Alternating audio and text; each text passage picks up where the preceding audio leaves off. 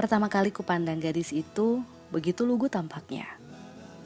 Wajahnya tidak cantik-cantik amat, tapi menarik dan senyumnya ramah. Kulitnya sawo matang, rambutnya panjang, tubuhnya proporsional. Ya lumayan lah. Kulihat namanya di daftar presensi calon SPG baru. Namanya Karenina Esmeralda. Lalu kupuji dia dan mukanya memerah seperti tomat. Polos sekali dia. Saat kulihat CV-nya, aku cukup mengangkat alis. Usianya baru 18 tahun. Mengingatkanku pada keponakanku. Katanya dia kuliah sambil kerja. Dan setelah kami sedikit akrab, dia bilang kalau dia bohong pada keluarganya tentang kerja sambilannya sebagai SPG freelance. Benar saja, saat suatu hari aku pergi ke Hero Plaza Senayan untuk cek produk dengan dia dan beberapa SPG lain, secepat kilat dia menghilang, sembunyi di balik rak makanan India. Ada teman mamaku, ucapnya polos tapi setengah cemas. Memangnya, kenapa kalau ketahuan? Malu? Bukan, aku kan bohong sama papa. Dia membela diri. Lalu ujung-ujungnya aku tahu, dia suka padaku.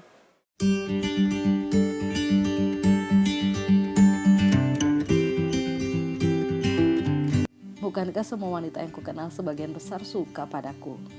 Tapi maaf, aku tak berbakat menjadi Casanova. Jadi tak mungkin kupacari semua. Aku pernah kena batunya. Kupacari 4 wanita sekaligus setahun lalu. Apesnya, keempatnya tiba-tiba bertemu dalam situasi yang sama.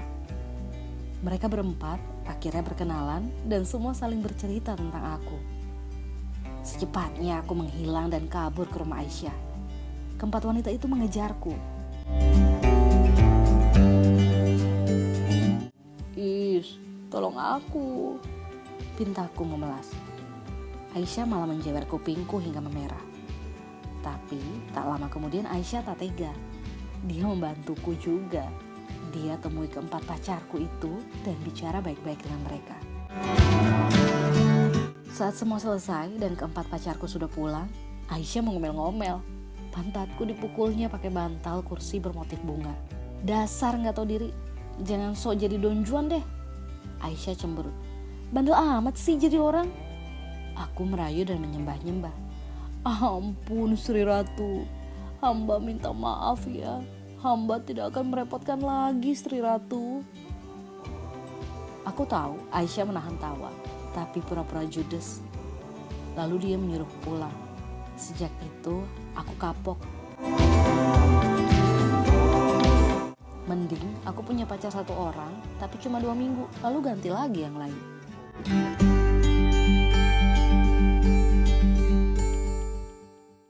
Tapi kali ini justru aku melihat sesuatu yang lucu dan ganjil.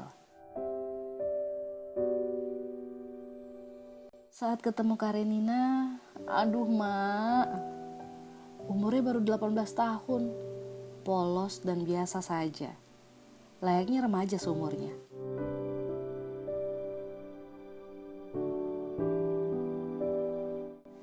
Maklum, umurku 42 dan aku terbiasa bertemu wanita usia 27 ke atas yang sudah matang dan dewasa secara kepribadian. Di otak isengku, pernah seperti ada peri hitam dan putih. Kupacari saja Karenina ya. Yang hitam bilang iya, yang putih bilang jangan.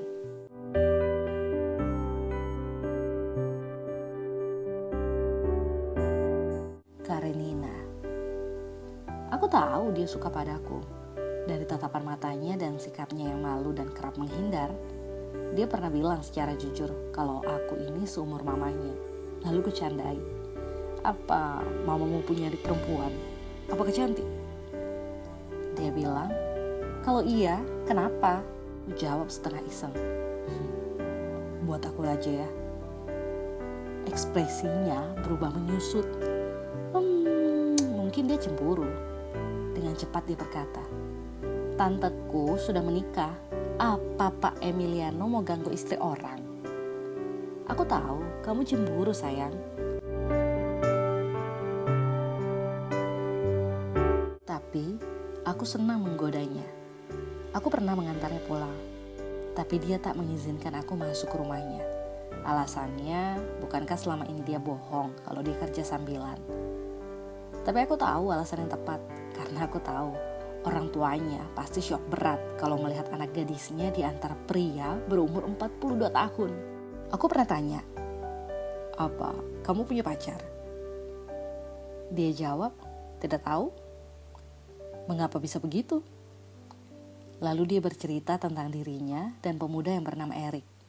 Dia bertanya, "Apa Erik bisa disebut pacarku?" Aku dengan cepat bilang tidak, karena pacaran bukan seperti itu. Itu cuma kasih sayang yang timbul karena kebersamaan. Lalu, pacaran itu seperti apa? Tanyanya. Aku tidak bisa menjelaskan secara gamblang karena sudut pandangku berbeda dengan anak baru gede macam dia. Aku tidak bisa menjabarkan bagaimana teori dan praktiknya.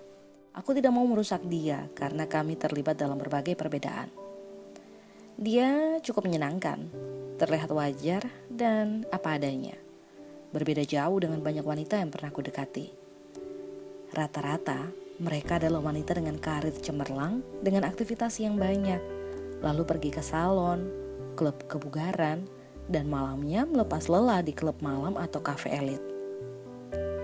Ya, yang sibuk dengan diet, lalu kencan di restoran mahal, belanja di butik, dan tak puas-puasnya mempercantik diri.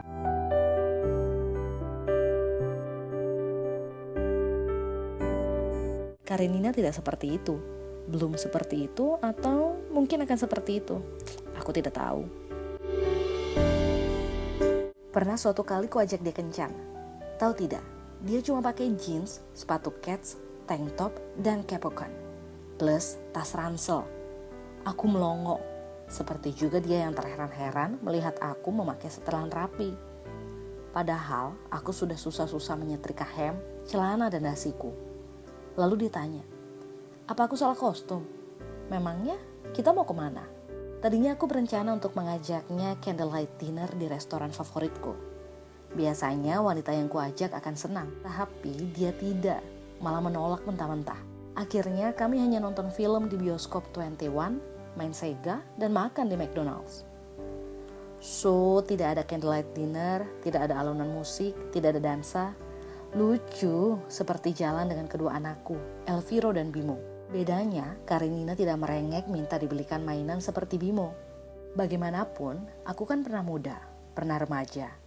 Rasanya seperti nostalgia berpacaran saat umurku belia. Sudah berapa puluh tahun berlalukah itu.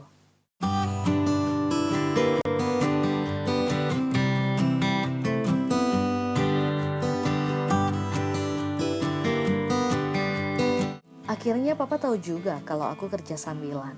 Dia tidak marah, justru merasa bangga. Tentang Emiliano tak ada yang tahu.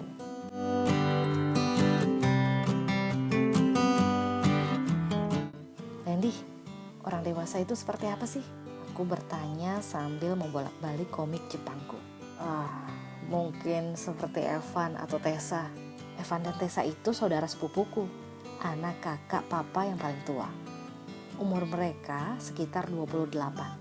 Atau seperti Tante Widya, pikirku mengingat adik bungsu mama. Cocok. Umurnya kan 37. Ada apa sih? Randy heran. Nothing. Kemarin ku telepon Tante Widya, merayu minta diajak pergi melihat kehidupan orang dewasa.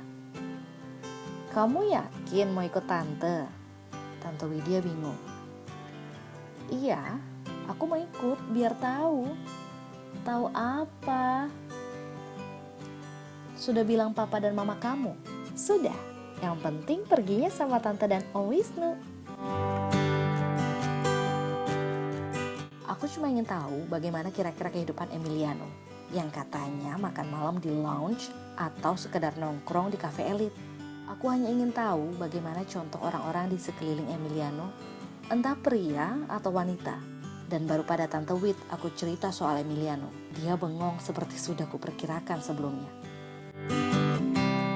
"Lebih baik jangan," saran Tante Widya.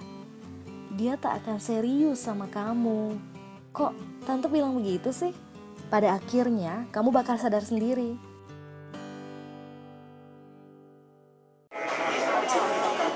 Akhirnya aku diajak nongkrong di kafe, menikmati musik. Berpuluh orang berlalu lalang, rata-rata kaum eksekutif muda, pria dan wanita borjuis. Asap rokok dan cerutu di mana-mana. Bau alkohol menyeruak dari mulut mereka. Orang-orang itu mengeluarkan uang dan kartu kredit hanya untuk kesenangan. Tante Wit menarikku. Kamu lihat, orang di sofa pojok sana. Aku mengikuti telunjuk Tante Wit. Ada sepasang manusia, yang pria tampak berumur, yang wanita tampak belia. Mungkin seperti kamu dan Emiliano. Aku diam. Kemudian, sepasang manusia itu saling berpelukan dan berciuman. Tak peduli beat musik dan suara tawa yang ingar-bingar. Di meja kedua orang itu telah habis bergelas-gelas minuman. Ini gaya hidup sebagian orang berduit, Tante Wit berkata. Aku membela diri. Mungkin jika aku berjalan bersama Emiliano akan tampak suatu kejanggalan. Tapi bedanya, aku wanita baik-baik. Sedangkan wanita yang berciuman itu bisa saja adalah pelacur yang baru dipungut dari jalan sesaat sebelum sang pria masuk ke kafe ini. Lalu permainan mereka akan berakhir di kamar hotel. Setelah itu, kisahnya bisa berubah. Mungkin bisa hanya semalam atau janjian lagi untuk kencan selanjutnya. Mungkin seperti kisah Julia Roberts dan Richard Gere dalam Pretty Woman.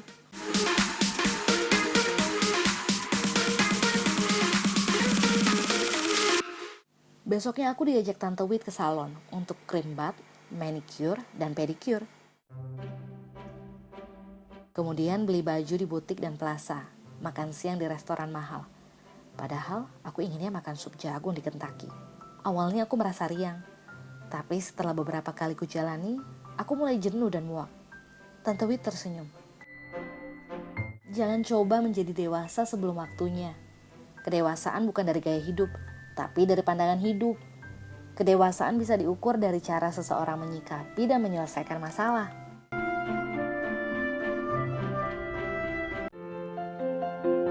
Kalau ditanya sayang, jelas aku sayang Karenina.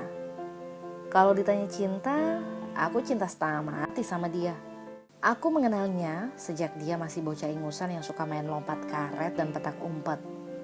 Lama-lama ada rasa ingin menjaga dan melindunginya terus-menerus. Aku paling suka kalau dia menangis, lalu berlindung dan berlari kepadaku. Setelah menginjak usia 13, aku merasa ada yang lain di hatiku. Padahal sejak dia di taman kanak-kanak, kupikir dia cuma adikku karena aku anak tunggal.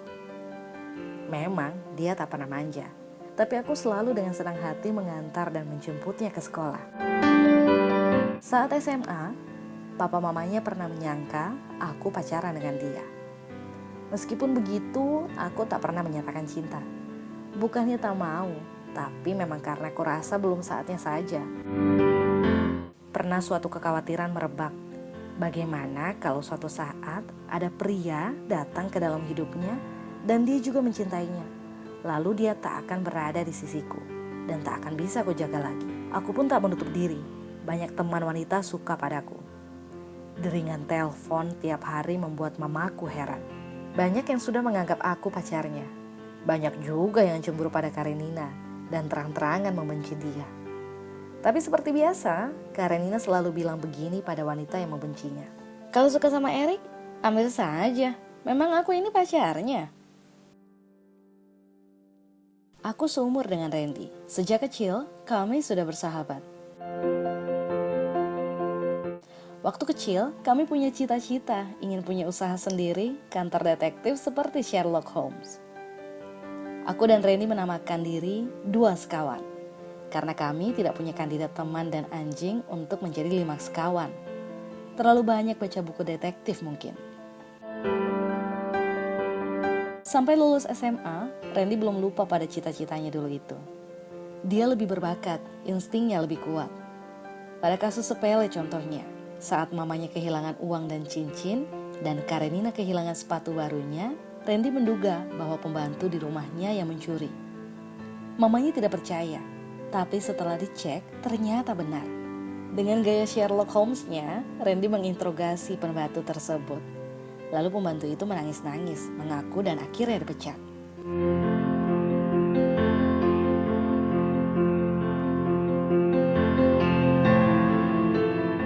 Tentang Karenina, apakah aku terlalu muluk? Aku hanya ingin jika aku menikah nanti, dialah wanita yang akan menjadi istriku, pendamping hidupku.